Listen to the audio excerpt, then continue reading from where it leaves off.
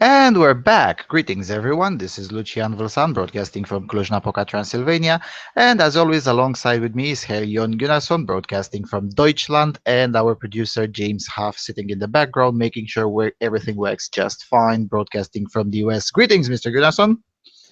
Good evening. Good to be back. I've been missing you last week. I don't know where the hell have you been, but yeah, we've had a lot of fun with the chap from Finland last episode. All right, that's good. That's good. Other than that, the weather has been very depressing on my side of Europe. It's not necessarily cold, but the weather itself is just depressing. It's always clouded, always dark, always yeah. That kind of Uh, sucks. it's sort of meh over here. It's like it's sort of cold, but not like really cold, and there's like little rain or anything like that, so you can't really complain too much. Yeah, I But guess despite that, I that's have a bit of a cold, so that's not so good. But that what can sucks you indeed. That sucks indeed. I guess that's late autumn for you. do? Yep. Not necessarily cold, but still kind of messed up. Right, we're already 1 minute behind thanks to Google. Thank you, Google. Anyway, so let's start with our little news. I didn't have time to sort the links, so we're pretty much the first and the last one are from the silly place. The first one from the silly place coming from the Express. Failure to find a sexual partner is now a disability, says the World Health Organization. People who don't have sex or struggle to find a sexual partner to have children with will now be considered as disabled, according to balmy new guidelines set to be announced.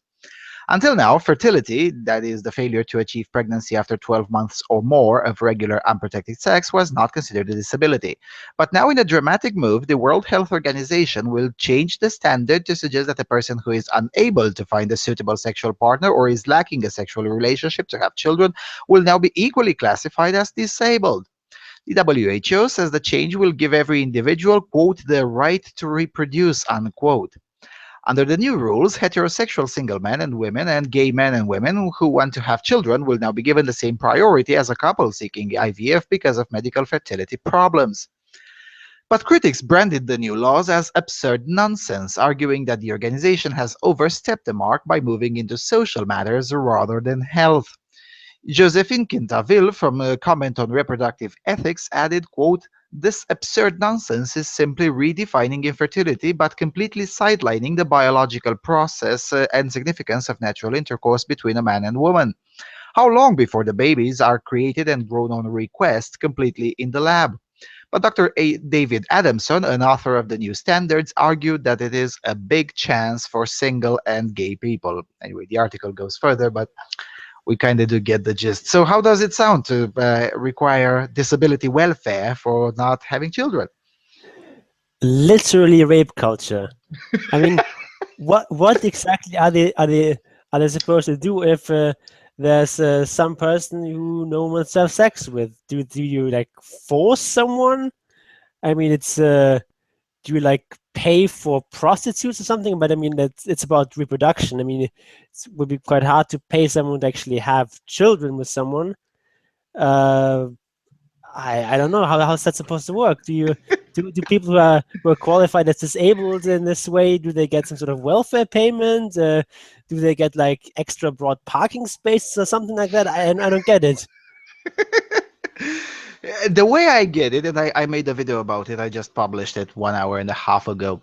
The way I understand it is because they keep on mentioning IVF and so on. The way I understand it is that you can go to an IVF clinic and say, look, I cannot have children because I'm unable to find someone willing to have sex with me and bear my children, or basically, or anyway, or allow me to bear children in case of women.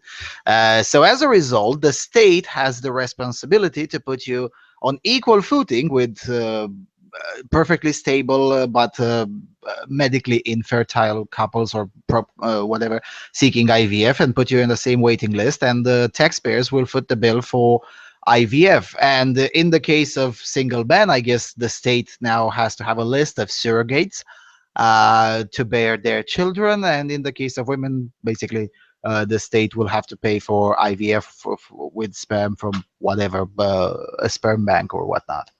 That's how I understand it. After looking through WHO documents and reading this article like several times, just what the fuck do they mean?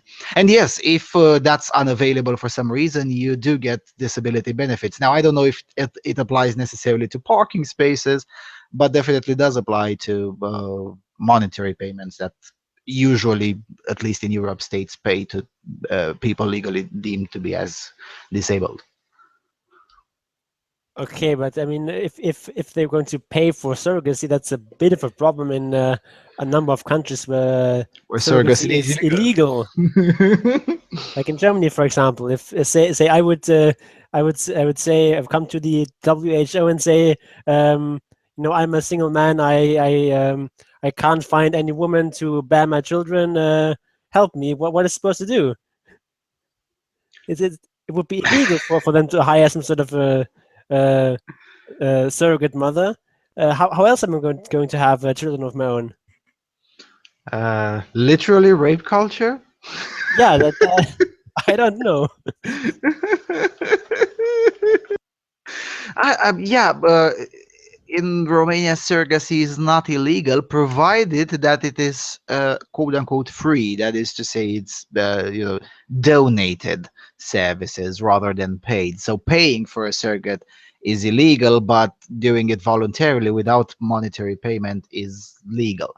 Although that depends on, well, the law is very complicated, but uh, again, in that case, in the case of Romania, it would literally be rape culture. I mean, not only you're not allowed to pay, but they would still have to volunteer, because otherwise you would be denying the rights of disabled people, uh, which is worse.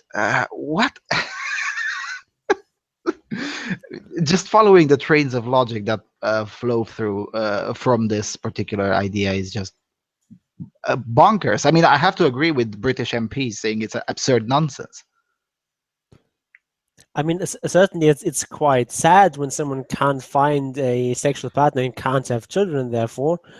But why why does it just have to be a disability? I mean, usually we assign things as disabilities because it means that people may be unable to work and unable to support themselves, or they may require extra broad parking spaces or stalls in the lavatory or something like that, because they're in a wheelchair, for example, so they can't use a normal toilets.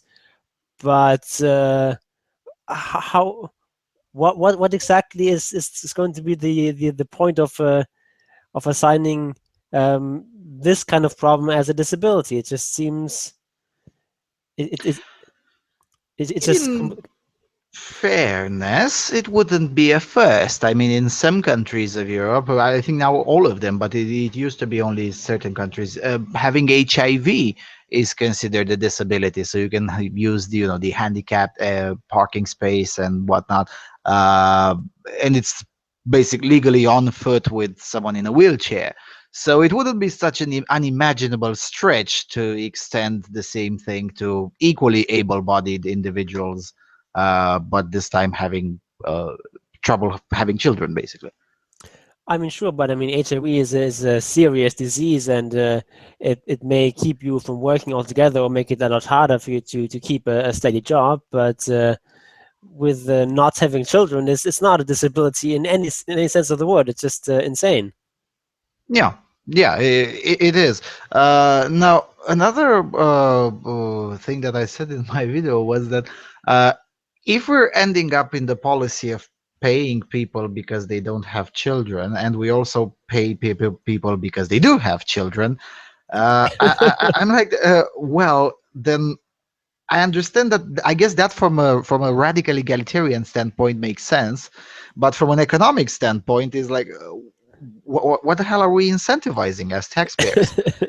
Laziness, I guess, Yeah, or we incentivizing not paying taxes, I guess. yeah, that's for sure. For sure, I can attest that from personal experience. I mean, when I hear I mean, for instance, in my opinion, the insult tax dodger should not be an insult. It's a compliment. I mean, tax dodgers are by far morally superior people than people who regularly pay their taxes. I mean, why the fuck would you pay your taxes?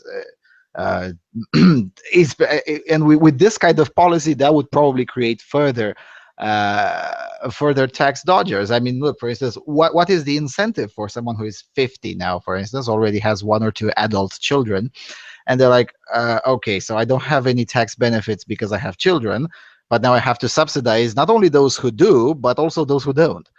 Uh, what? Why? Uh, how about I move my money to Liechtenstein? Just saying. Just saying. Yeah, but Liechtenstein also they've had to considerably weaken their banking secrecy laws due to pressure from outside. So Liechtenstein is no longer probably a safe haven for your money. Okay, then the Seychelles Islands, Hong Kong, there's still options. I mean, the Cayman Island, of course. So there are options, and from one point, and in fairness, I mean, you don't even need necessarily banking secrecy, especially if you're a middle class person. You can just opt for the poor man's Luxembourg, that is Latvia.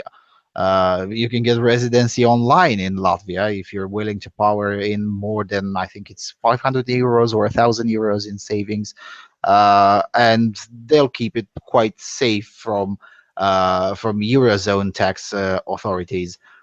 And you can fly under the radar quite well, and definitely save up on taxes and subsidies um, for individuals who can't have children. I mean, it just sounds so ridiculous on the face of it. Yeah, I mean, also like if they do introduce some sort of welfare payment associated with being unable to have children, then anyone who doesn't have children, even if it's by choice, will start claiming that I tried to have children, but no one would want to no one wants to have sex with me or something like that. I mean, I don't have any children. I don't. That's because I don't want to have children. Maybe someday in the future I might want children, but right now in the foreseeable future I certainly don't. Then I could just go and claim that I wanted to have children, but just no woman wants to have sex with me, and therefore I'm disabled. Please pay me money now. And I mean, That lots of people would do that. sounds like a plan, and I'm pretty sure lots of people will do that. I mean, after all, people do work on incentives. Um, for one of the reasons, for instance, why I never claimed welfare is because doing the paperwork costs more than the welfare itself, and that's great. I think in this regard, it's a good thing that in my country the welfare is so low that it's literally not worth trying to scam the system. But if welfare would be big enough, as in comparable to, I don't know, first degree disability, then maybe I would do it. Uh, it just sounds like a fabulous idea. Why not? Yeah, just like in the United States, where there's lots of people who, for example, in the military, who claim they are disabled, and it's sort of a marginal thing. Maybe they have something wrong with their health, but they would really still be able to serve. But then they claim that they're disabled, and then they get to go get out of the military. They get a fat pension check, and don't really have to work for the rest of their lives. And it's I mean, there's lots of people who are doing this, and the number of people who are quote unquote disabled has risen drastically ever since they've had these generous payouts for being disabled. People work on incentives. Yeah, and that despite the fact that the general health of the population and of the military has actually risen, or at the very least stayed flat in the last 10 or 15 years. But even so, there are officially more disabled people. Yeah, yeah, absolutely. All right. I guess let's go to the next one. Okay, I'll read the next one. This one is from Israel, which is not technically Europe, but I figure if they're in the European Song Contest, then we can put them into the Voice For of sure. Europe too. A secular father kidnaps baby minutes before circumcision. Formerly religious father runs off with newborn son moments before circumcision, where Rabbi Kanievsky was said to serve as Sandak. A planned circumcision in the city of Bnei Brak descended into chaos on Tuesday when the father of the newborn boy snatched the baby up and bolted in an attempt to thwart his son from undergoing the traditional Jewish operation.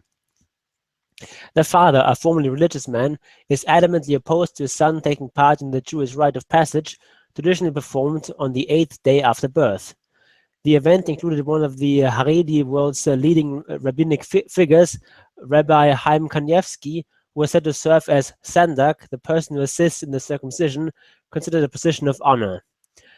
A number of families were participating in the joint event, and when the turn of the child in question came, his father suddenly appeared, grabbed him up, and fled. While others present at the synagogue where the circumcision was taking place attempted to convince him to recant on his opposition, the father remained adamant and left with his son. This was really shocking, said one of the witnesses. The mother made the effort to invite Rabbi Kanievsky to the boy's sandak. Now she's left weeping bitterly. Oh, you can already feel the oppression there, can't you? I mean, poor woman Yeah, is now left weeping. I mean, can you imagine how hard that might be for her? I mean, can't you? yeah, that poor woman that was forced not to have her son's dick mutilated. How oppressive. How horrible that might be. I mean, I can already feel for her. No, I can't. I mean, no, no. A good thing, and generally, I remember writing an article roughly a year ago, probably even a little bit more than that. The title was "The Genital Mutilation Rates Worldwide Are Dropping, and That's a Great Thing," or something like that. I wrote, and in Israel in particular is probably the only place in the Middle East where there actually is organized opposition to circumcision. I mean, there's literally nowhere else in the Middle East is there such thing, but in Israel there is, and I expect these kinds of cases to become more and more often as years go by. Yeah, and that's a great thing. And and it's especially great because it is in Israel, because um, sort of the one of the strongest arguments in favor of keeping circumcision legal is that being opposed to it is anti-Semitic and Islamophobic, and the more Jews start to realize that this ancient barbaric practice is not necessary, even if they want to be religious Jews, the easier it's going to be to make the argument against circumcision. For sure. I mean, up until roughly 10 years ago, there was exactly one example. There was the Danish Jews. The Danish Jews between the 70s and mid 2000s have slowly faded out entirely the procedure. But that was the only example. In the last 10 years, though, this has become more and more common. I mean, even in Israel, there are now like 8 or 9% of highly religious families choose not to circumcise their sons, which is enormous. I mean, 10 years ago, this was unheard of. And in 2015, these are numbers from 2015, and this was already the case. There are at least 3 organizations. One of them, the most prominent one, is the National Organization Against Genital Mutilation in Israel, constantly lobbying for further and further restrictions on the procedure. And you can even see it in the rhetoric. I mean, 5 years ago, it was inconceivable for Israeli traditionalists going out in the media trying to defend the practice, whereas as of 2014 onwards, you see more and more rabbis getting more and more berserk on the general public because they know they're losing. They know they'll eventually lose the moral argument. And basically, in 10 years ago, it was just assumed that it's the right thing to do. Nowadays, not anymore. And basically things are changing now. Of course, it's going to take a lot of time. I mean, everywhere where circumcision was once normative, it took decades until it no longer was normative. But nevertheless, the hardest part, getting the topic out there, was already achieved, at least in Israel. Now I guess we have to wait for Iran to start doing the same thing. Yeah, I mean, there's just lots of these religious commandments that are in the Torah or the Hebrew Bible, which Jews nowadays don't follow. I mean, how many Jews are there who are in favor of executing gay men, or who are in favor of executing women who are found to be not to be virgins on their marriage nights. Maybe there's a few religious nutcases who still want to enforce these kinds of old rules, but basically all the Jews in the world have recognized that these are not sensible rules to live by in the 21st century. And so just because there's some scriptural command to circumcise your son does not mean you actually have to do it. You can just I don't know what kind of excuses they use for not killing gays and so on, but you can just use that excuse and apply it to circumcision, and they should be fine. There is really no compelling religious reason to mutilate your son's genitals, and I mean, at least from religious standpoint, it should actually be easier with Muslims, because the Quran has no sort of commandment for circumcision. It's just, I think, in one of the hadiths. Yes. So it's sort of a tradition in Islam, but not really a binding religious commandment that comes straight from God or something like that. So in that way, it should be easier to break that tradition. But I don't know. I haven't really seen initiatives from Jewish from religious Muslims to break away from circumcision. So I don't know. There is one. Again, I would refer you to the worldwide overview that I wrote a year and a half ago. There is one. But admittedly, it's minuscule, barely noticeable. There is one because Islam is just like in this regard is similar to Christianity. There are multiple denominations. One of those denominations is called the Quranist denomination, which not only does not practice circumcision but adamantly opposes it, precisely using Quranic justification for it, namely that God made man perfect. So as a result, there is no rational reason to somehow decide otherwise and say no, man is not perfect until we mutilate his dick. But sadly for this particular denomination, it only thrives in Indonesia, which is probably the only place where there aren't at immediate danger of being killed, because anywhere else where they try to set foot, they have either been banished or persecuted to the extent of physical elimination. They used to have a stronghold in Saudi Arabia too, obviously not anymore. So yeah, there's that. So there is some initiative in this regard, but it's tiny and barely noticeable. You have to know what to look for to find it. All right. Okay, I guess we can go to the next one. Oh, this one is really silly. Okay, Sure. the next one is from the New York Times. Women in Iceland protest country's 14% pay gap by leaving work 14% early. Even in Iceland, the country many experts consider the world's leader in gender equity, the gender pay gap persists. Women employees make 14 to 18% less than men in Iceland.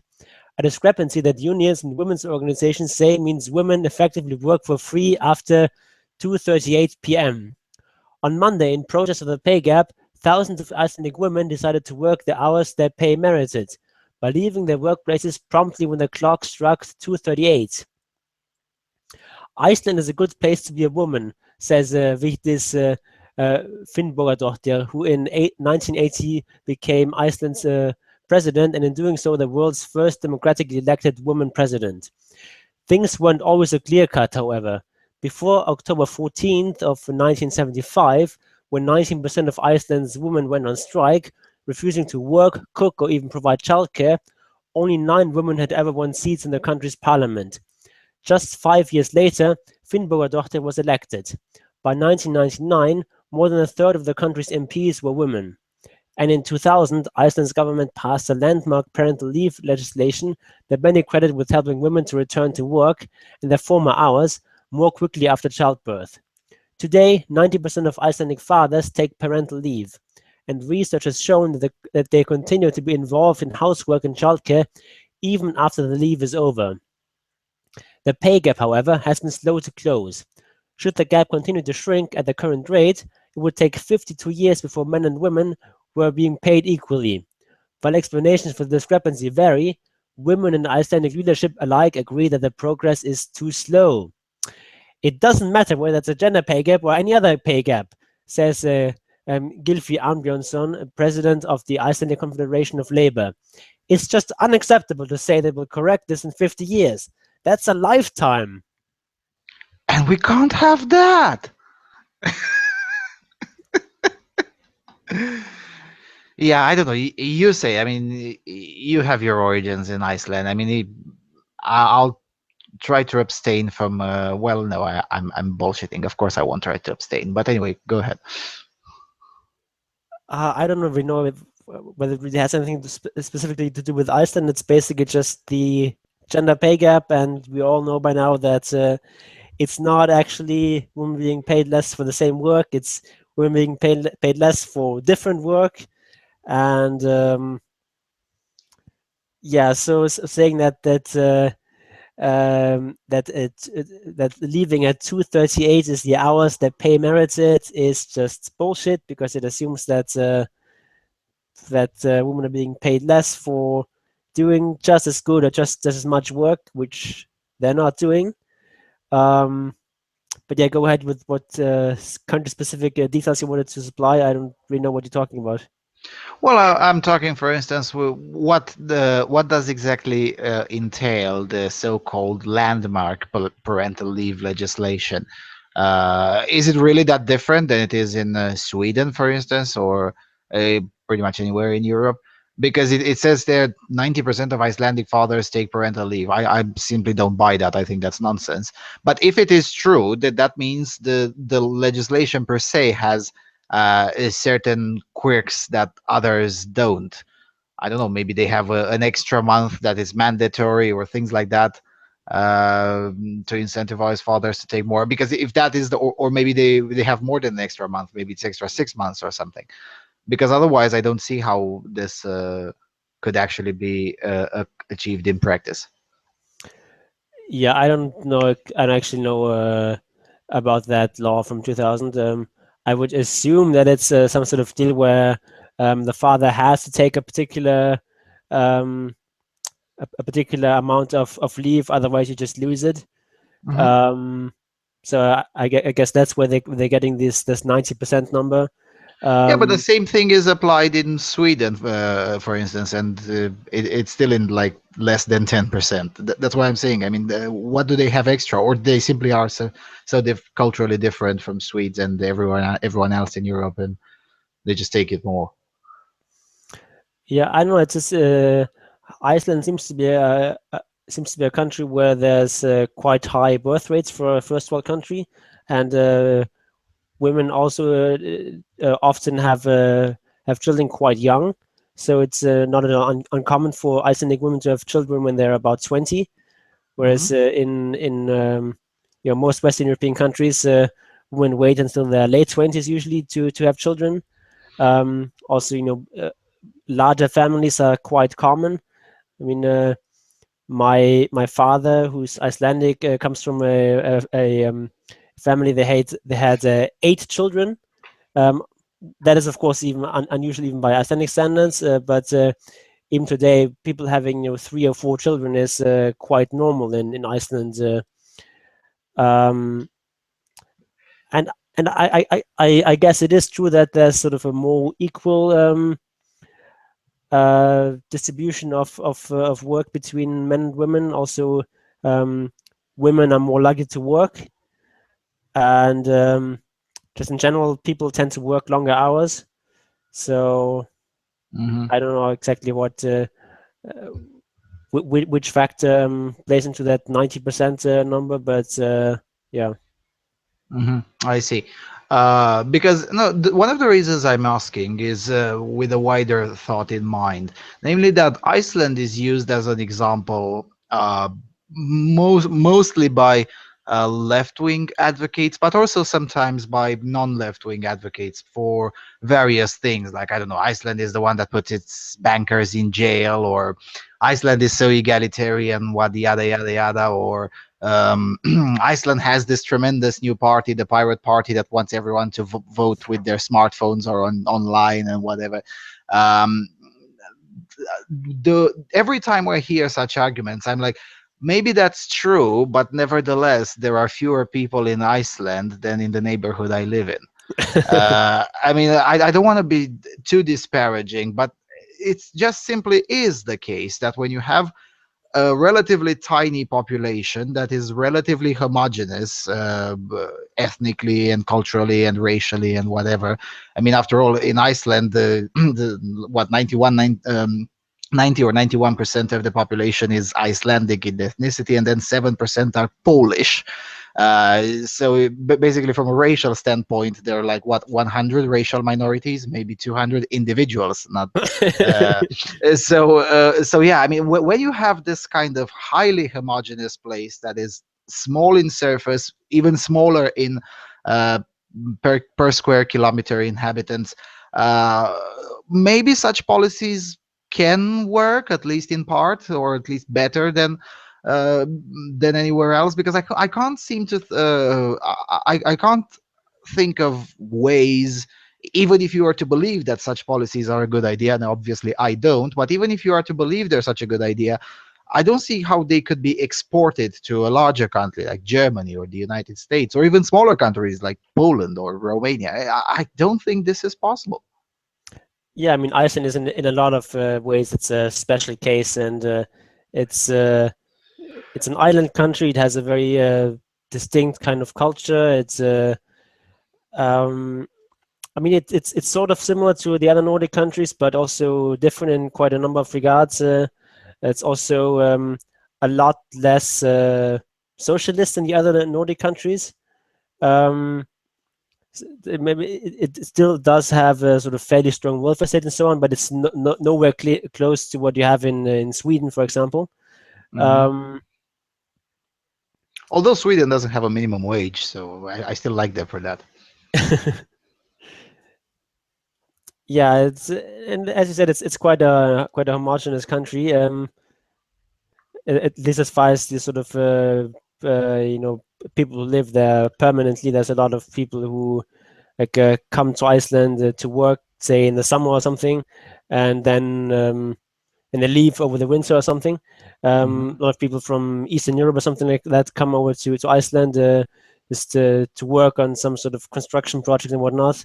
Um, or of course, lots of sort of young people coming in to work in the tourist industry. So basically, if you're in one of these touristy places in Iceland and you go into some sort of shop, chances are the shop assistant is not going to speak Icelandic.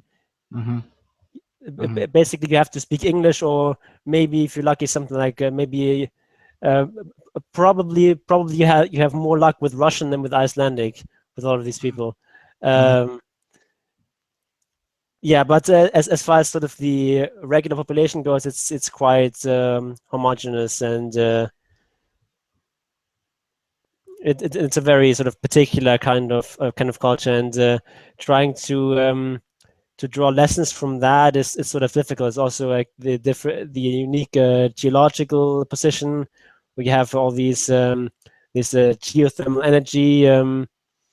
So that for example, Iceland is uh, uses a higher amount of green energy than the other country. Not because Icelanders are particularly environmentalist, but just because it's cheaper than coal or nuclear, something like that. There's a lot of things that make Iceland unique, and trying to draw lessons from that for the rest of the world is quite difficult. Yeah, I was about to say that from an economic perspective is also a special case.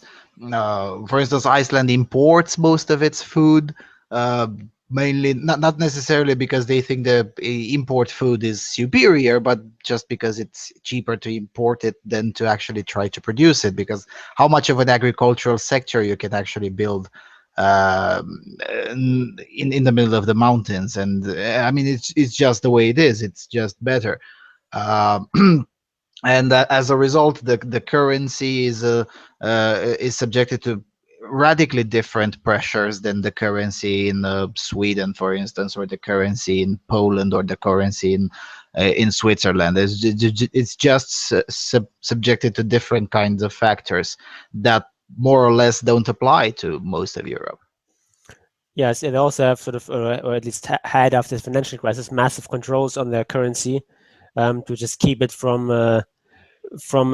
reflecting the actual economic reality.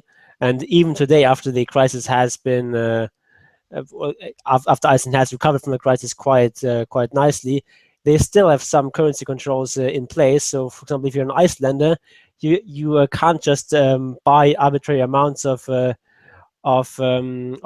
currencies. So if you can basically only buy foreign currencies if you're going on some sort of trip to a foreign country, and then you're also limited to some sort of maximum amount that you can buy. So I hope the maximum amount is set high enough, because if you're going into with a trip for 1 month in the United States or in New York, for instance, like an expensive place, if the maximum amount is limited enough, you're basically condemning your citizens that go as tourists somewhere else to just go there and be poor, essentially poor, not because they are poor, but because you're forcing them to be. yeah, I don't. I think it's quite a high limit. I think it's.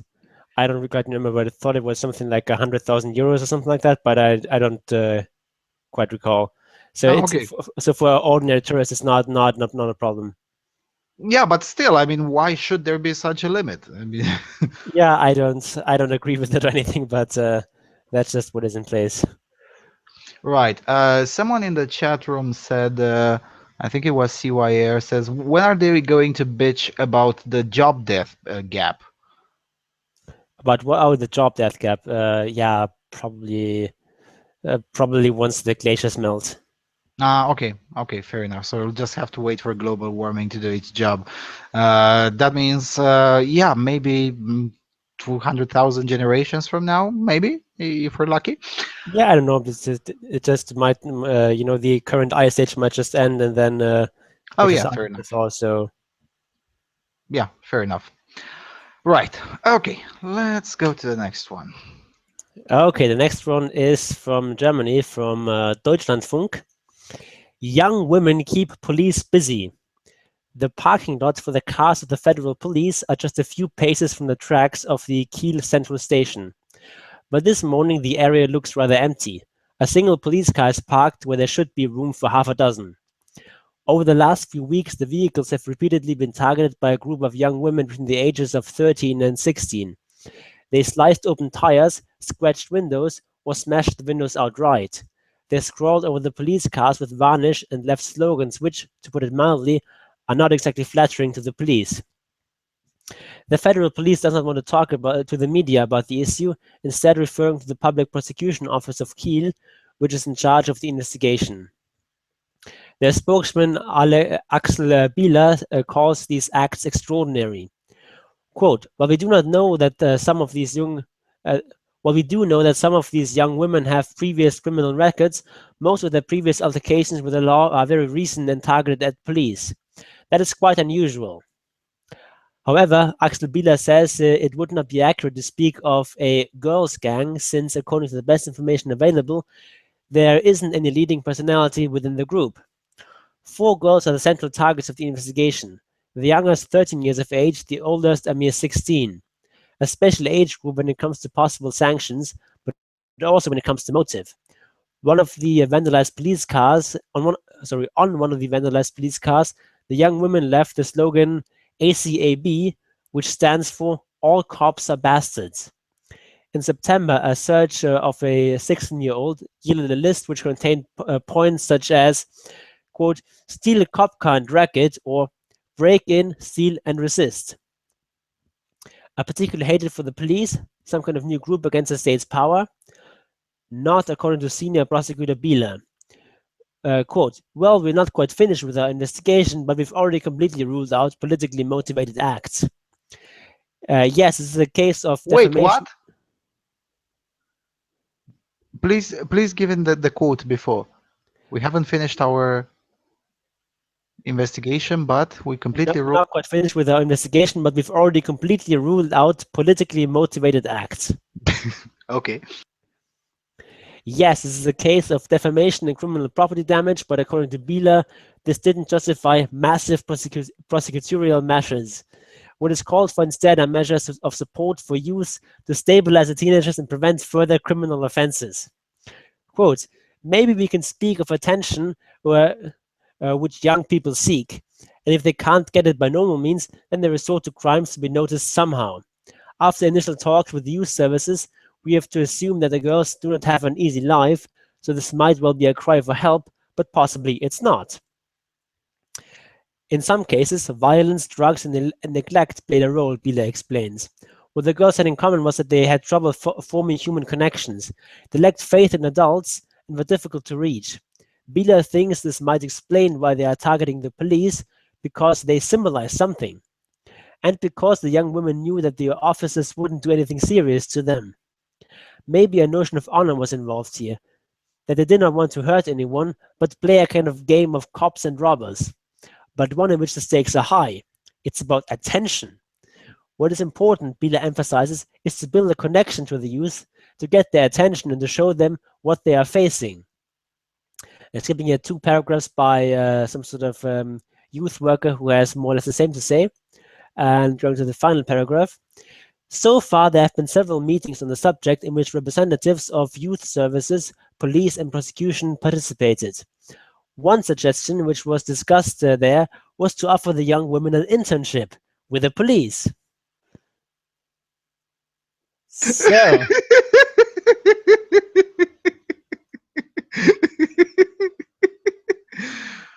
Oh boy. Go ahead, please. so hey, I know how we can stop youth crime.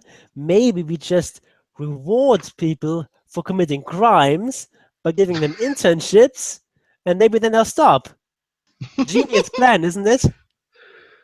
Yeah, if this is the policy, then I know a few youth criminals. I could send them to Germany. It's not really that expensive, and just get them to work with the police, so they will know how the police thinks and acts, and they could improve their own business. Come on, that's an entrepreneurial. It's entrepreneurial thinking here. In all seriousness, what the fuck is this degeneracy? Seriously.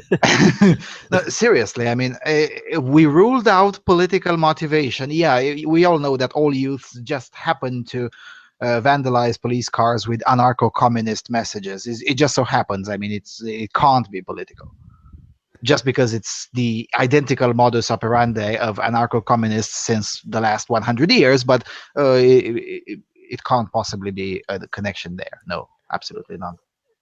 Yeah, they're just a longing for attention from these authority figures, which are the police, and it's because their fathers probably didn't pay enough attention to them or something like that. Yes, and this idea, I mean, CYR in the chat room said it best. I mean, why the hell do they don't just put up surveillance cams and arrest the assholes? I mean, when a boy does it, it's these actions are the actions of a future criminal, says Yum Yum in the chat room, and he's right. I mean, had these been 13 to 16-year-old boys, nobody would be having this discussion whatsoever. I mean, the age 14 is the age of criminal responsibility in Germany, isn't it? Yes. Yeah, so they would basically be picked up from the streets, put into juvie facilities, and get over with it. Maybe assign a psychologist or whatnot, but nobody would be having these extensive talks about their motivations and whatnot, because no one would care, and for good reason. No one should care.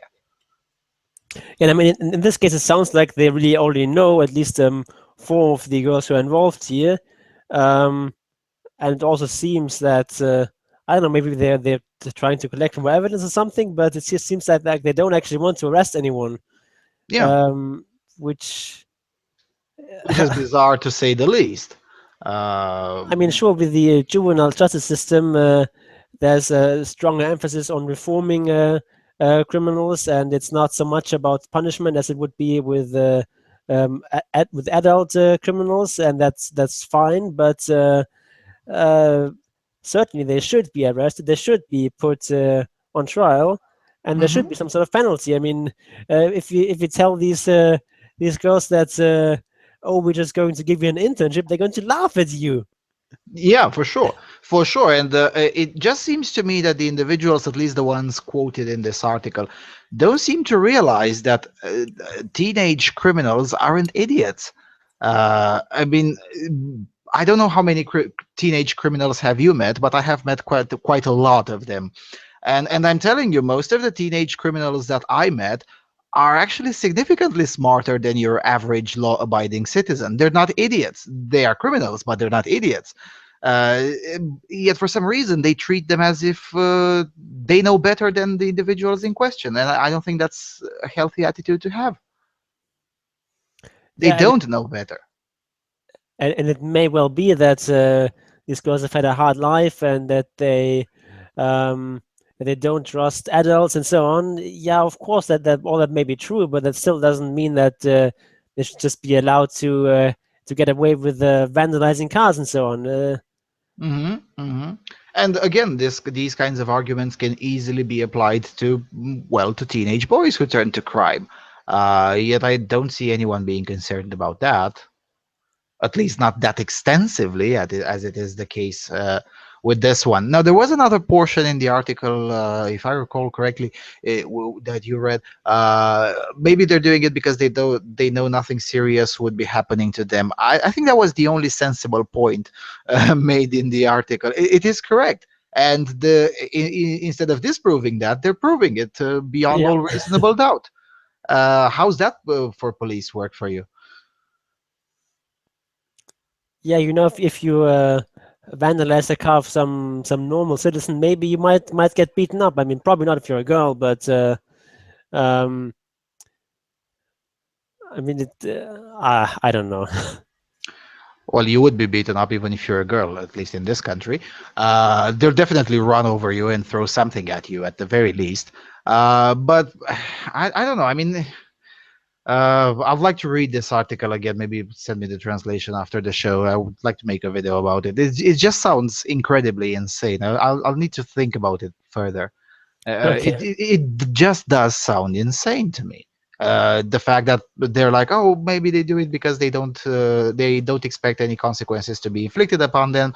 Therefore, we're going to pretend that we're doing an investigation and avoid as much as possible to actually arrest anyone and basically avoid inflicting any consequences upon them, thus proving their point. Amazing, amazing. Yep. Right, let's go to the next one, coming from the local España. Spain approves equal partner leave for fathers. Now, fathers will now be allowed to the same part of parental leave as new mothers under measures agreed by the Spain's parliament. The Spanish Congress has voted to extend the paid paternity leave from 13 days to 16 weeks, equal to that awarded to women. Until now, fathers were entitled to just 13 consecutive days off work with the arrival of a new member of the family, be it through birth, fostering, or adoption, plus 2 days to be present at the birth itself. Under existing arrangements, mothers in Spain have been entitled to the first 16 weeks off on full pay, of which they could transfer up to 10 weeks to the father. Women are also entitled to a full year's unpaid leave once their paid maternity leave had expired. Under the current law, new mothers in Spain are entitled to 6 weeks paid paternity leave with the option of a further 10 weeks that could be shared with the father, although according to the data from Spain's Ministry of Employment, only 1.8% of Spanish fathers take up the option. The proposal, which has been mooted by various parties since 2009, was finally put forward by the anti-austerity Podemos grouping on the grounds that both the Spanish constitution and European law prohibit discrimination on grounds of gender. The motion was passed on Wednesday morning with 173 in favor and only 2 against, after the Conservative Popular Party and the Ciudadanos both abstained, but now needs to be drafted into law. Ciudadanos argued that the new measure didn't go far enough and are instead pushing for a Swedish-style paternity leave policy that would extend paid parental leave to 8 weeks, each with the option of sharing a father 10 weeks between mother and father. Yeah, this is a weird one. We'll have to agree with Podemos on this one. That's fucked up. I mean, that's fucked up per se. So I'm a bit confused after reading this article. Um, what exactly is the new law say?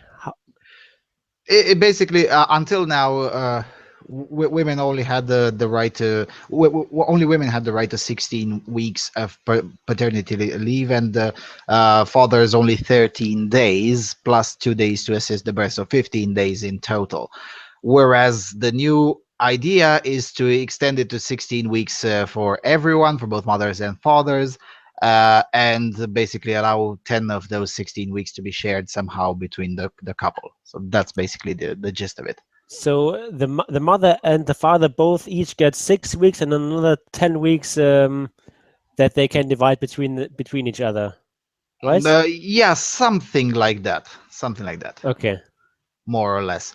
Admittedly, the article is written in a very confusing style. I had to look up for a source in Spanish and read again because the source in English is just not particularly well written. And the guys from Ciudadanos, they kind of do have a point that this is pushing to for a Swedish style paternity leave policy, and they would have rather have a simple, a far more simple arrangement. That is to say, look, the parent is entitled to 16 weeks of parental leave, period. No other dividing and adding and social engineering and whatnot. That's basically the argument from one of the opposition to this idea. I would have to agree with the opposition. I mean, if you are to have a parental leave policy, then at the very least write it as simple as possible and as uncomplicated as possible, and as non-discriminatory as possible. Because again, you can't actually have a fully non-discriminatory policy, because at the end of the day, it's women who give birth. Yeah, I mean, of course, I'm opposed to any sort of parental leave being mandated by law, whether it's for Yes. men or for women. Yes. But if you have to have it, then I guess it makes sense to have it in a gender neutral way. Um, yeah, and as far as I can tell now, it doesn't actually increase the total amount of paid leave. Um, No, it so doesn't. so I think this is a good change. Um, yeah, that's basically my opinion. Yeah, it doesn't increase the expenses upon the state, so that's decent enough, which I'm surprised coming from Podemos, who are everything about increasing the state's expenses without realizing that the country is bankrupt. What what I would have Because expected from them is to say that fathers now get maybe get the same as mothers do now, and so just the total amount of paid leave will increase. But Mhm. this is much better than that. Yeah.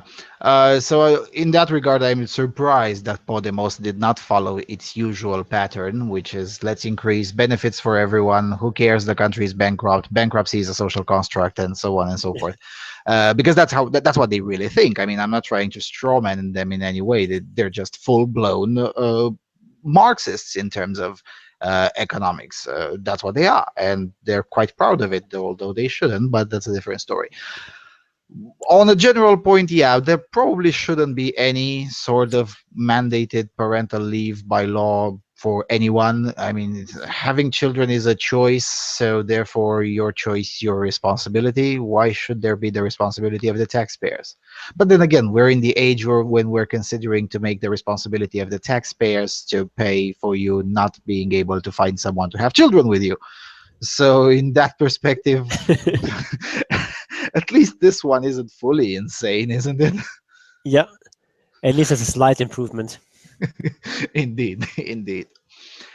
Right, let's go to the next one. Oh, this one is a bit long, but I think I should read it entirely. At least the first part of it, because there are actually two articles in it, the first one of the two.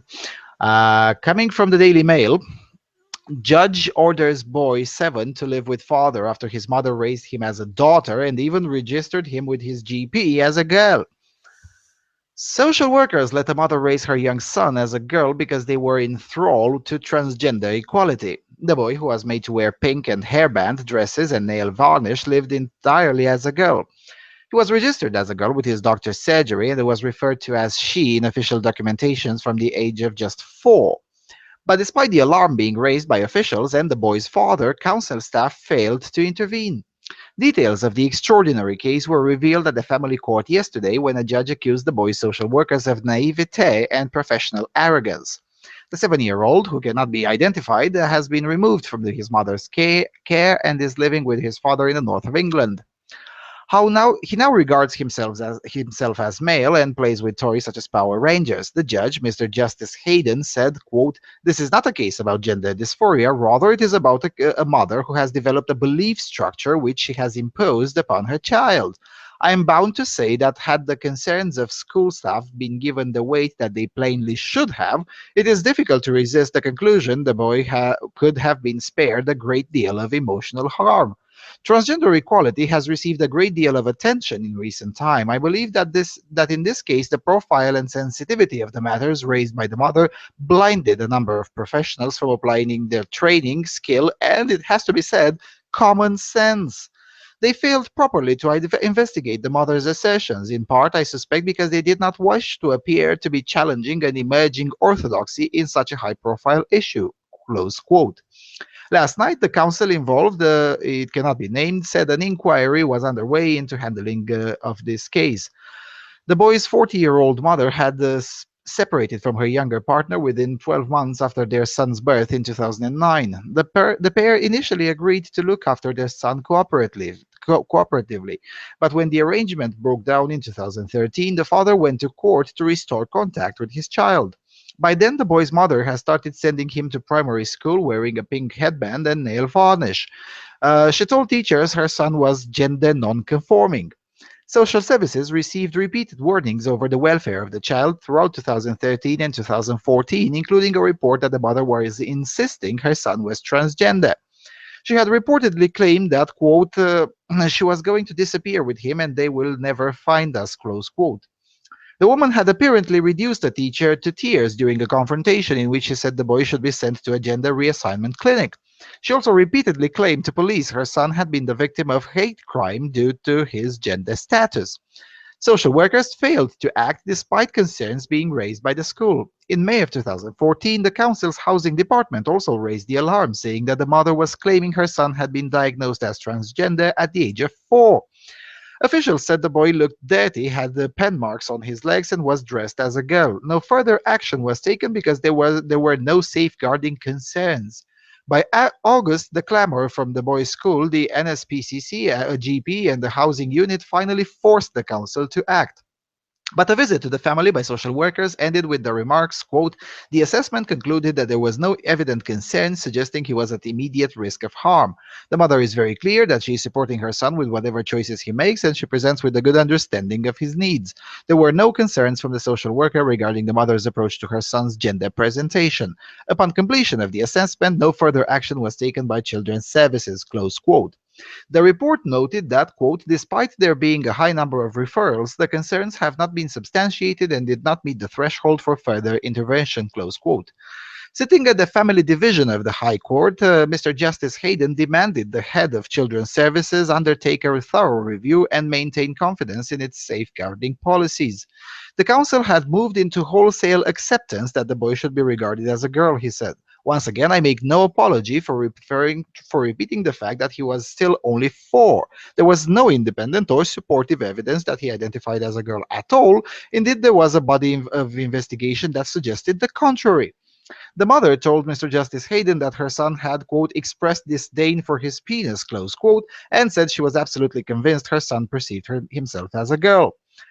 A psychologist told the court that the mother, a former mental health nurse, had become locked into a rigid and unshakable belief structure about her son's gender and in what was described as a enmeshed relationship. A spokesman for the council said, quote, "We take our safeguarding responsibilities very seriously," yeah, I'm sure you do, "and accept the judge's comments in relation to this case. There is a very clear learning from the authority and other key agencies in this matter. We have already begun to review our practice and involvement in this case so that lessons can be learned and shared."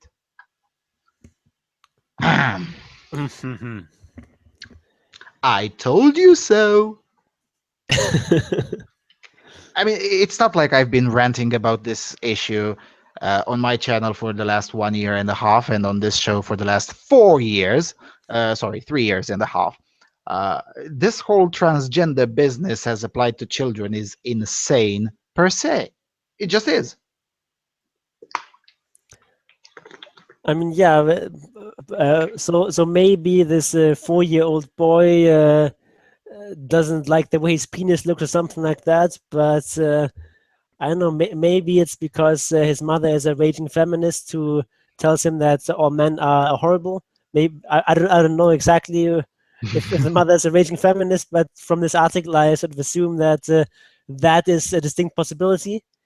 Um, so maybe that's what's going on, and I mean, just because a 4-year-old boy is going through some sort of phase where he's maybe not comfortable with his masculine identity doesn't mean that he should have gender reassignment therapy, or that should be forced to wear pink dresses to school. Uh, Uh, it's just so degenerate that you can't even find your words, isn't it? I mean, who the hell came up with the idea? And this is again, this is one of the reasons why I'm perceived constantly as a hater by our moral superiors. But nevertheless, I'd rather be perceived as a hater than as an idiot. Um, this all comes from the acceptance, the relatively wide acceptance, although not as wide as SJWs would have you believe, but still the relatively wide acceptance that transgenderism is something to be just uh, taken as it is rather than be questioned at every step of the way. And moreover, the acceptance of the idea that there can be such thing as transgender children. I mean, let's not forget there are, not Britain, but there are other countries in Europe, such as Norway, where a child can make a formal request to have his birth certificate changed to the gender he identifies with, which is absolutely insane. The whole idea is insane. In Norway, you're not allowed to drink until the age of 21, but for some reason, you have a lot of responsibility of deciding you're the opposite sex. Come on, give me a fucking break. Uh, so then this acceptance of this idea that there can be such thing as transgender children uh, is insane. It just is. I mean, it should never be accepted. It should always be questioned and always be kept as far away as possible from children. Now, I don't know if, and at the end of the day, gender dysphoria is still a mental disorder. I mean, that's what the DSM says. And, if a mentally disordered person chooses to do something with his or her body when he's an adult, that's fine. I mean, it's their body, their choice, and of course their responsibility. Taxpayers should not be paying for that. But for children, come on. I mean, I don't know. At the age of 4, I could barely locate my dick, let alone have an opinion about it. I mean, just saying. And again, I suspect these kinds of cases will become more common rather than less common. I don't think this case is singular. And we're only learning about it in the press because finally the British family courts have been forced to become less and less secretive, which is great. It's one of the biggest accomplishment Britain has had in the area of men's rights in the last decade, probably. I mean, it's a huge accomplishment, and we're only learning about it because of this. But I'm pretty sure this is not a singular case, and I'm more than convinced that we're going to hear more about these kinds of stories in the next several years as the ideology of social justice unfolds. Because again, and once you correlate this with the mandatory classes in masturbation for 3 or 4 year olds, also under the auspices of the WHO, by the way, I mean, it's a marvelous organization. They seem to have a factory of good ideas in there. Once you combine these kinds of things, I'm pretty sure we're going to hear a lot more of these kinds of cases. Again, lessons about transgenderism are supposed to be given to children from the age of 6, according to the World Health Organization, which now influences the manuals from which new teachers are learning from. Yeah, it just seems to me that in a lot of these cases, it's mothers who sort of want their children to be special, and then they cling to anything. Uh, so this mother apparently just fixed on this idea that that her son is suffering from gender dysphoria and is actually uh, a girl trapped in the body of a boy or something like that. Um, when it's sort of something anything to make your child special to stand out and the thing is that being special is not necessarily a good thing. Being transgender does make you special, but it's not special in a good way. Um, Especially once you take a look at the suicide rates. yeah, suicide rates are enormous for transgender people. Um, and it's also true of transgender people who have transitioned. The suicide rates only drop very slightly. Um, so being transgender is a very bad thing. Now, unfortunately, there are people who are genuinely transgender who genuinely suffer from gender dysphoria, and that's a very tragic thing. And um, if this sort of condition persists to a higher age, um, once you're an adult, basically, and it still persists, then maybe it makes sense to have some sort of gender reassignment surgery. Um, but really, that should be a measure of last resort. There's plenty of children, plenty of, for example, boys who are more sort of girly, or girls who are more tomboyish, and in a lot of cases, in most cases, that's something that is just temporary. It's just a phase that Yeah, they most grow people, out of it. you Yes. know, by the time they're teenagers, maybe um, or at least by the time they're adults, they become, normal men or women, and that's a good thing. But it just seems like a lot of from a lot of these social justice types, they really want there to be more transgender people because that's, I don't know, more of a clientele for them. Um, in reality, it's terrible that transgender people exist. It would be much better if they just identified as the sex they're born with, Yes. because that way they would be a lot happier. Would have a lot lower chance of committing suicide, for example. Mhm. I placed in the chat room an article from earlier this year.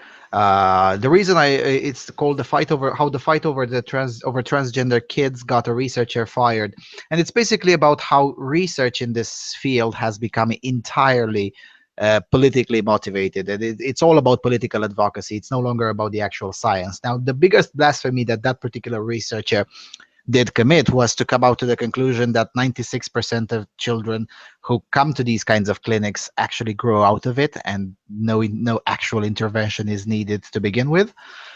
Another point that I would like to make is that, as you said, well, there are a lot of individuals, both boys and girls, who are somewhat more either girly boys or tomboyish during their childhood. And some of those traits do remain well into adulthood, but that doesn't mean they are the opposite sex. Uh, this kind of idea is actually popular in one place in the world. It's called Iran, where being a gay man is not necessarily a good thing. It can actually get you hanged by a crane, but transsexualism is actually 50% paid for by the state. So, being a girly man is not acceptable, but if you say you're a woman and you're willing to go through the surgery, that's fine. I don't think we should be. When you put it in these terms, you get to see how much similarity there is between the social justice ideology and essentially the Iranian interpretation of Sharia law. Because again, there is Islamic scholarship that supports transsexualism. I don't think we should be getting policy lessons from that particular way of, Yeah, of thinking. I don't know about that argument. That it's sort of the Hitler was a vegetarian argument against vegetarianism. Which I And think is a fantastic argument. Vegetarianism is a mental disorder. no, it's a horrible argument. Just because some bad person does something doesn't mean that thing is bad. I mean, uh, most bad people also believe that 2 and 2 makes 4. Doesn't mean they have to say it's 5. Um, just because Iran does something doesn't make that thing bad. No, but Iran also. the reasons for which it makes it are very identical to the one of social justice warriors, and that's in my biggest problem with them, with social justice warriors. Because the reason Iran does this is because girly men are just not tolerable. And if you are looking through the trans advocates arguments, which I did because I did research this particular political advocacy place quite a lot, is pretty much the same thing. It just seems to them that the idea of rather tomboyish women, or the idea of relatively girly adult men, is just intolerable, and they would rather have them quote unquote transition. Now, admittedly, they use different language to advocate for the same thing, but the motivations do appear almost all the time to be identical, and I don't think that's healthy. Yeah, it's. I mean, it is true that gender exists on some sort of continuum. There are um, rather masculine women. There are rather feminine men, um, and that's just something that we should accept. And it's not something that should be we should try to change via operating lots of people and having all sorts of gender reassignment surgeries. There Yeah, are cases, there are extreme cases where people suffer severe gender dysphoria, and then it's perfectly sensible to transition. But in most cases, it's not something that should be done. Um, I mean, it is certainly true that our society is often not very accommodating to, in particular, to more feminine men. Um, in terms of sort of more masculine women, it has gotten a lot more accepting, particularly over the last couple of decades. Um, and that's, I think, one of the few good things that feminism has done. Um, and I think it's a good thing if society becomes more accepting of also of men who are sort of more feminine, not very masculine. Um, but it doesn't mean that these people stop being men. Um, yeah, it is of course it's not really a solution to for these people to transition, because transgender people are even less accepted than sort of non-stereotypical men and women. Um, that, and here again, I also think that society should be more accepting, but um, right now it is not, and of trying to sort of brute forcing this sort of acceptance by um, telling lots and lots of people to that they are transgender and so on is, I think, very counterproductive. probably the worst way of going at it. Because for starters, it kills people. I mean, it really is that simple. And the longer this charade and this extremist approach is allowed to happen, I think more people are just simply going to die, mostly by suicide.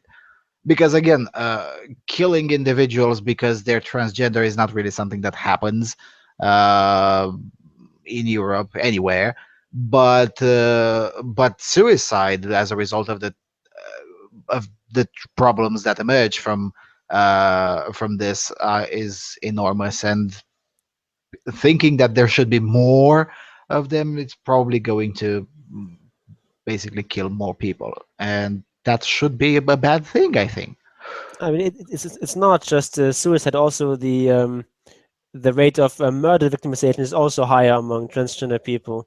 Yes, Uh, but yes, so but the people are probably not being killed just for being transgender, but mm, probably it's sort of a conducive fact that people are, I guess, more likely to or more willing to kill transgender people than normal people, if I'm still allowed to use that word. yeah, I'm not buying that at all. I think we had this conversation several shows ago, Okay. probably 10 episodes ago, or no, probably even more than that. When the Guardian was pushing this, that there were stats from the United States, but when you broke down the numbers, they were essentially like uh, 15 transgender people being killed in like a decade. uh, yeah, sure. In terms of percentages, it probably means a lot, but in reality, it's not really that common, especially if you accept the advocacy lobbies claims that, namely, there are like 750,000 transgender people in the United States. Well, in that comparison, 15 murders over a decade.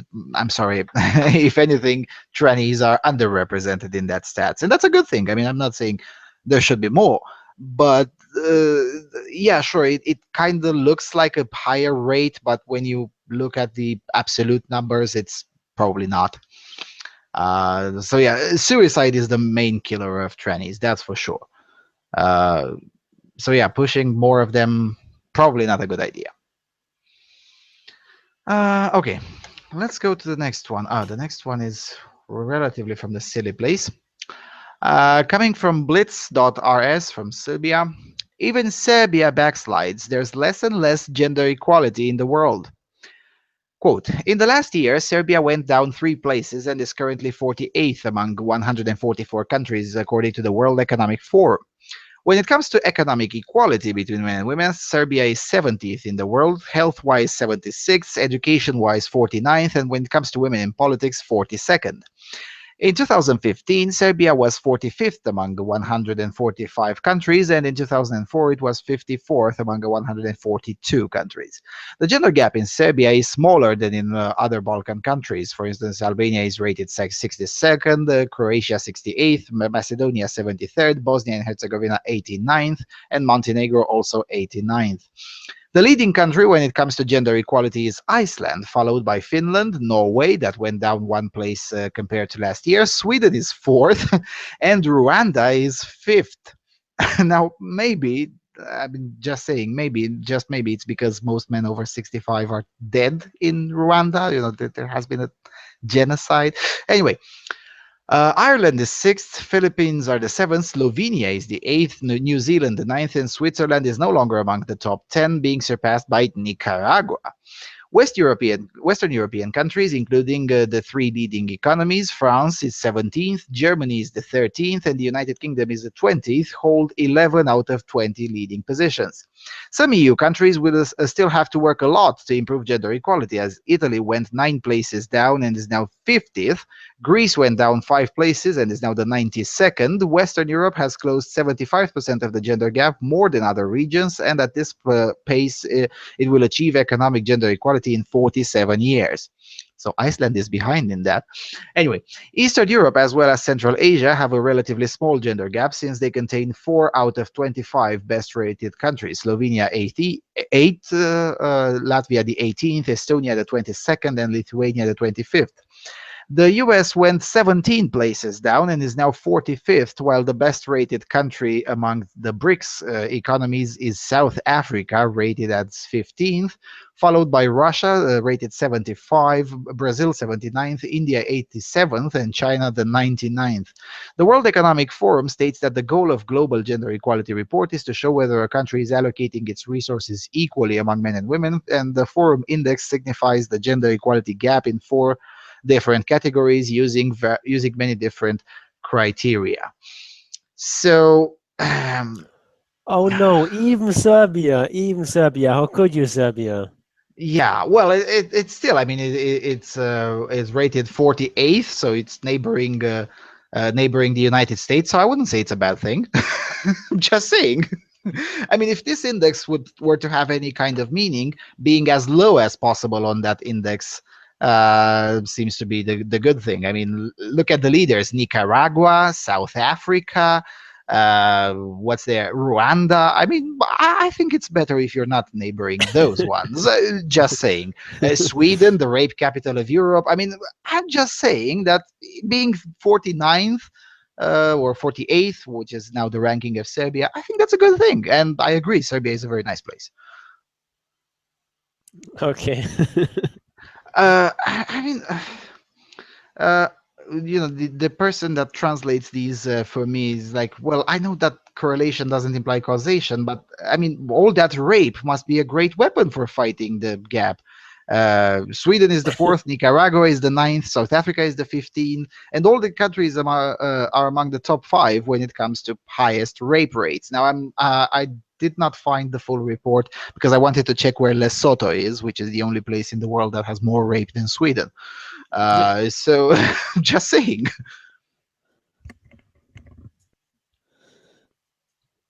Yeah, as I said, it's from the silly place. I don't really know how. Don't really have much to say about it.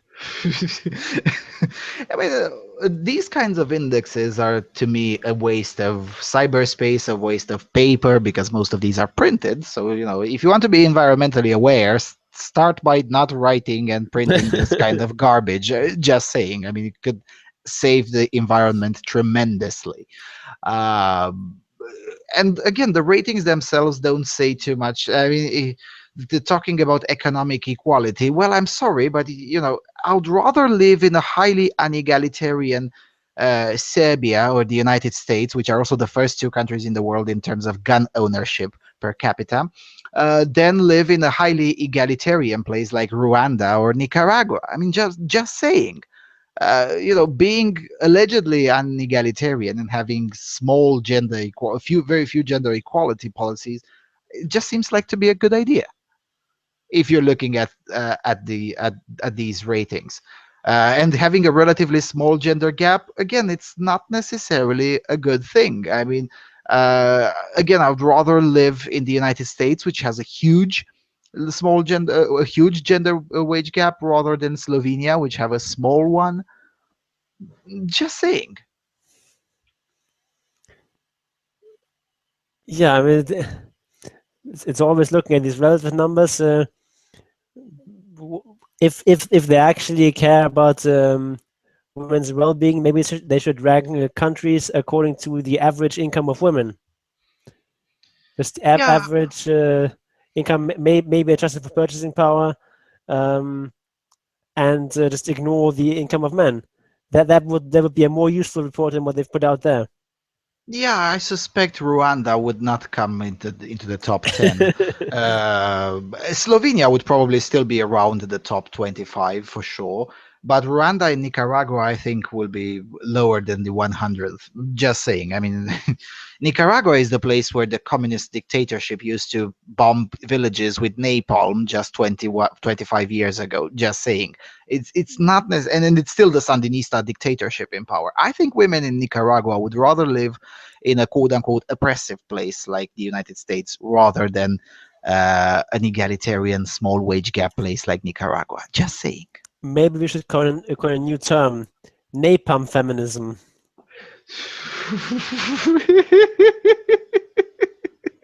Certainly does apply to Nicaragua. I mean, it's a dark humor thingy, but it's a good one for sure. Although the Austrians from the Napalm Records, who provide the support for various very unegalitarian masculine metal bands, might have a problem with calling it napalm feminism. But yeah. Okay, let's get to the last one. Oh, the last one is even more silly, if you can imagine. I mean, it's from Sweden, so what do you expect? Yeah, for sure.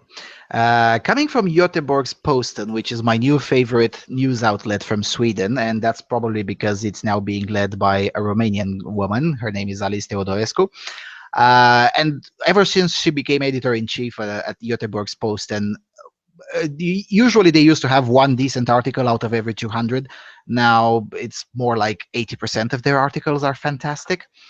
Coming from Göteborg's Posten, as I was saying, written by another author, the gender researcher who became a truck engineer. Now, a gender researcher at Örebro Universitet received 2.5 million svenske kronor, that's around 250,000 euros, in state grants for constructing trucks for women. This is thanks to the government authority Vinnova. In Sweden, the government's norm criticism received almost a sacred status. Being antisocial has become the primary goal. The standards must be broken, and why must one do that has become secondary. Now, a gender researcher at Örebro Universitet received 2.5 million svenske kronor in state grants for constructing trucks for women. This is thanks to the government authority Vinnova. The agency has a whole program to reward gender equality.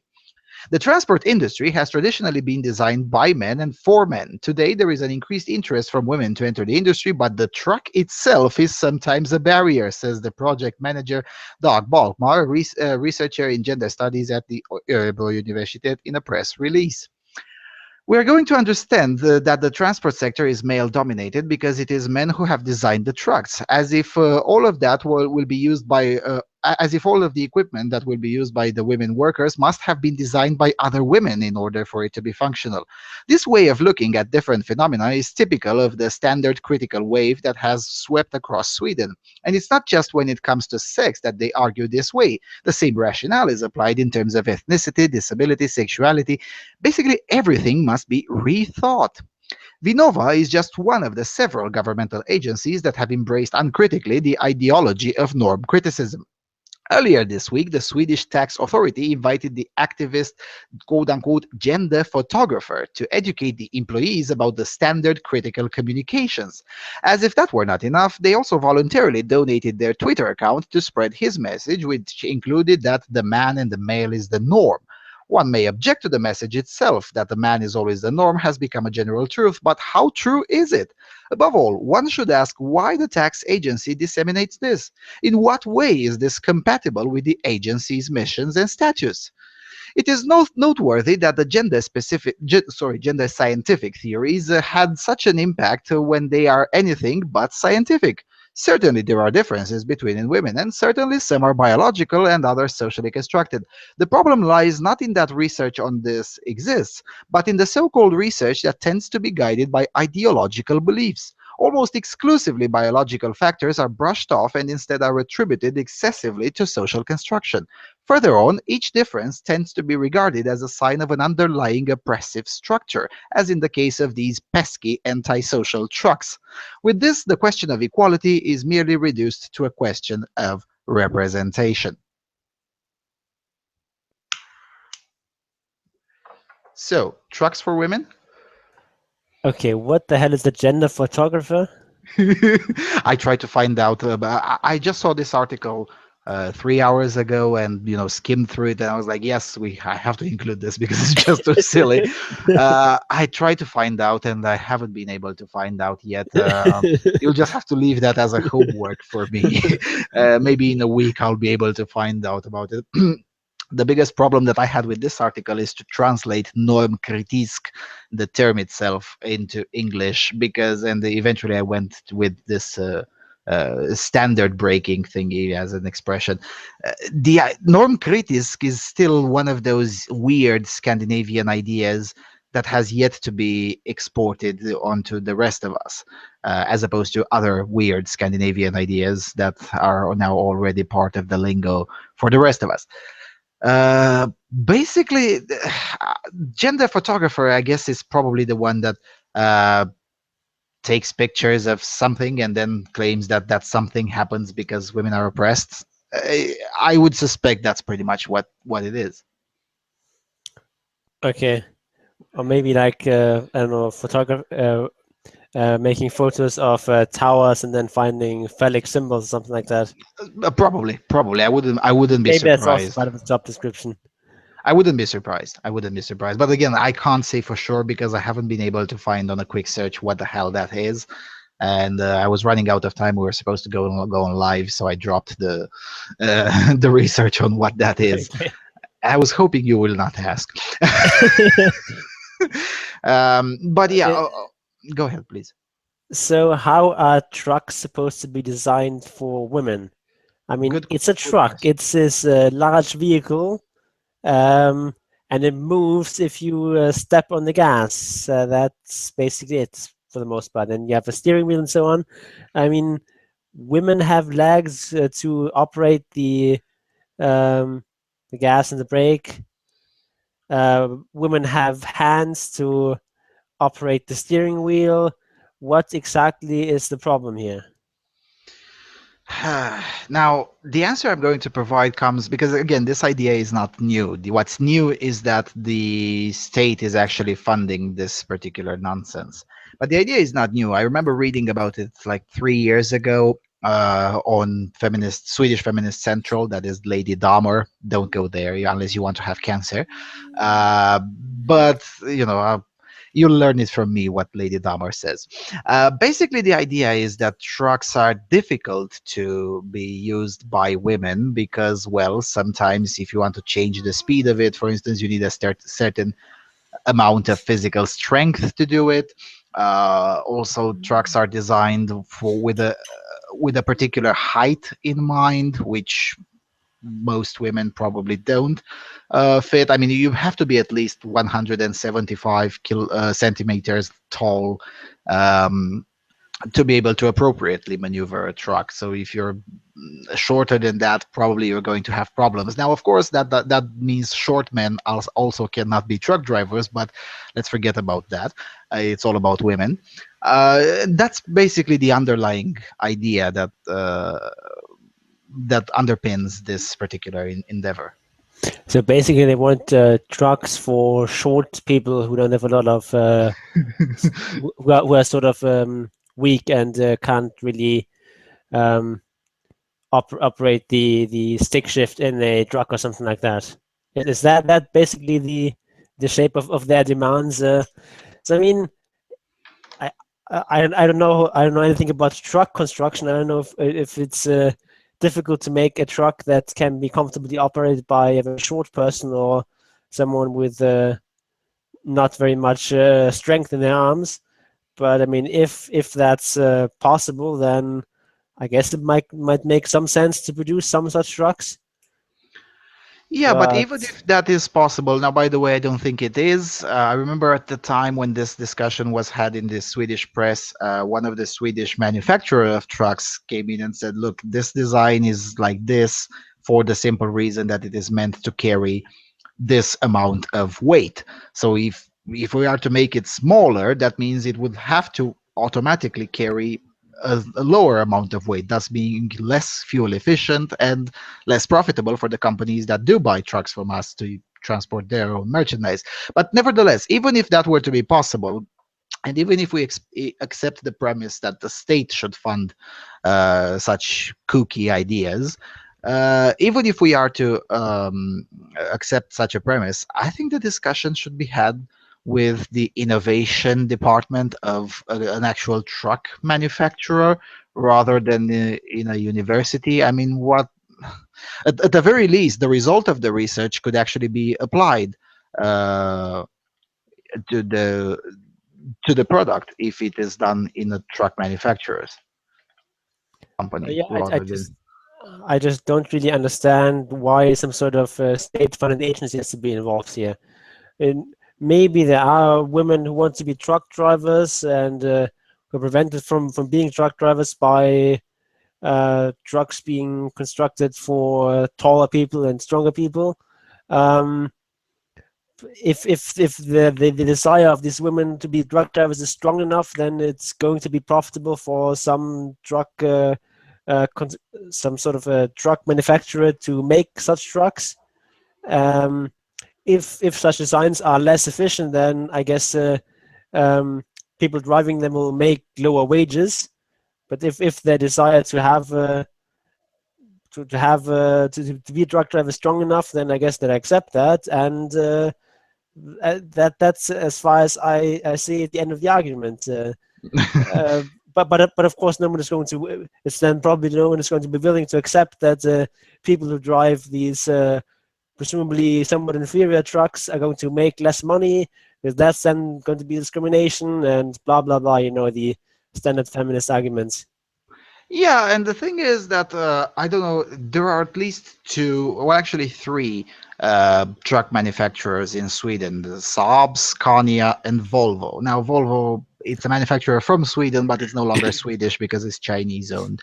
But nevertheless, Saab did actually have such.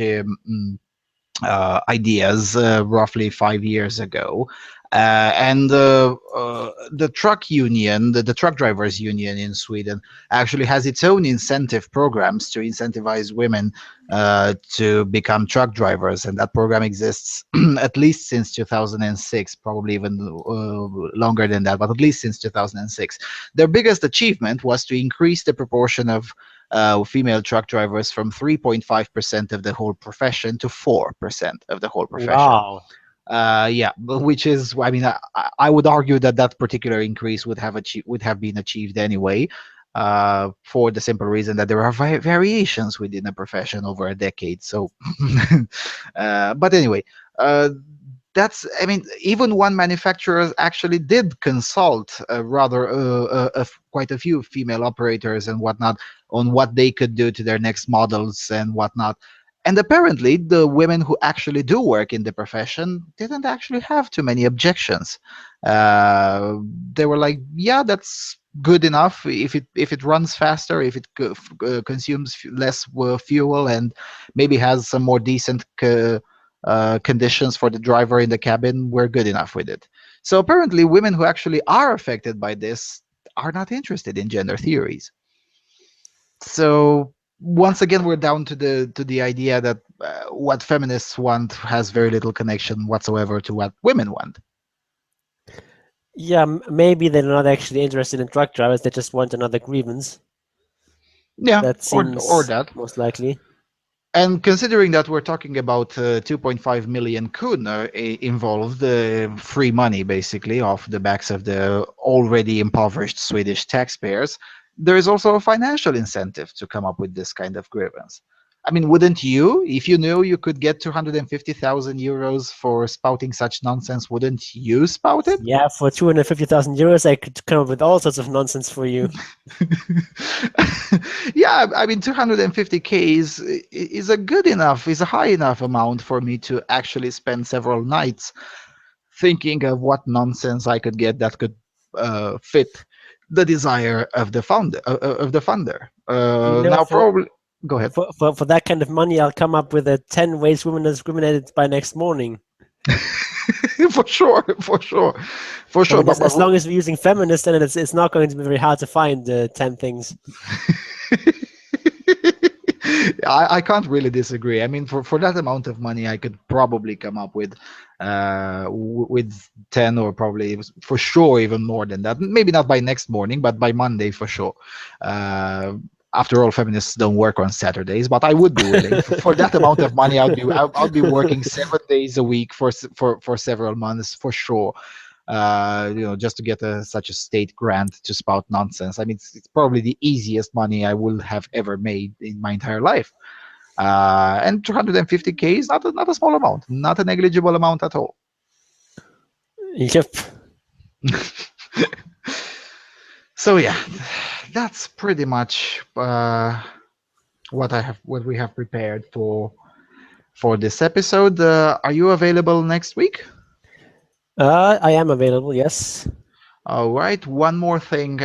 We in Europe are going out of the daylight savings time at the end of this week. Sunday very late, Sunday very late in the evening, or Saturday very late in the evening, or Sunday very early in the morning. So for our live listeners in the United States, that means next week we'll be here at what is it, 2 p.m. So no, sorry. So we're going 1 hour backwards. So 1 p.m. will be 8 p.m. Yeah, 1 hour. Yeah, 2 p.m. instead of 1 p.m. for exactly 3 weeks, until the United States also goes out from the daylight savings time. So 1 hour later than what you're accustomed to for next week, and probably the next 3 weeks, depending on on my schedule. Yeah, probably in the next 3 weeks. All right. And with that said, I'm out of things to say.